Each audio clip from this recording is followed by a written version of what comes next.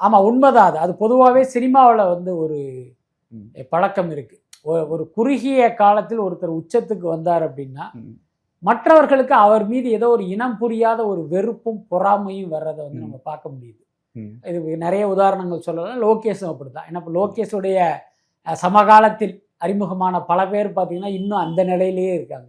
ஆனால் லோகேஷ் பார்த்தீங்கன்னா 50 கோடி சம்பளம் வாங்குற அளவுக்கு அந்த இடத்துக்கு வந்ததை பலரால் ஜீரணிக்க முடியல. அது திரையுலகை சார்ந்தவர்கள் மட்டும் இல்லை, எங்கேயோ இருக்கிற ஒருத்தனுக்கு இதே மாதிரி ஒரு ஃபீலிங் வரும். அதுதான் நம்மளாலே புரிஞ்சுக்க முடியல. லோகேஷ் மீதான இந்த உள்நோக்கம் கொண்ட விமர்சனங்களுக்கு இப்படி ஒரு காரணம் இருக்கும்னு நான் நினைக்கிறேன்.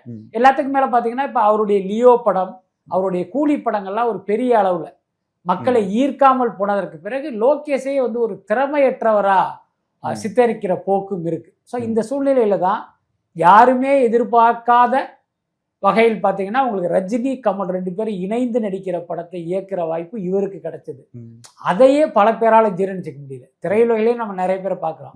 சார் அந்த படம் டிராப் ஆகிடும் பாருங்களேன்னு ஜோசியம் சொல்ற பல பேர் இங்கே இருக்காங்க. என்னன்னா இப்படி ஒரு படம் நடந்துடக்கூடாதுன்னு விரும்புறாங்க. இப்படி நடந்தால் லோகேஷ் வந்து அடுத்த கட்டத்துக்கு போயிடுவாரு, புரியுதா இல்லையா, ஒரு சரித்திரத்தில் இடம் பிடிக்கிற ஒரு இயக்குனரா மாறிடுவாரு அப்படிங்கிற பதட்டம் வந்து பல பேர்கிட்ட இருக்கிறத நம்ம பார்க்குறோம். ஸோ இதனுடைய வெளிப்பாடு தான் அந்த படம் டிராப்பு, லோகேஷ் தூக்கிட்டு வேற ஒருத்தர் பண்றாருங்கிற அந்த செய்திகள் வருவதற்கெல்லாம் இந்த மாதிரியான ஆட்கள் தான் முக்கியமான காரணம். பட் நான் விசாரித்த வரைக்கும் பார்த்தீங்கன்னா அப்படிலாம் எதுவுமே இல்லை.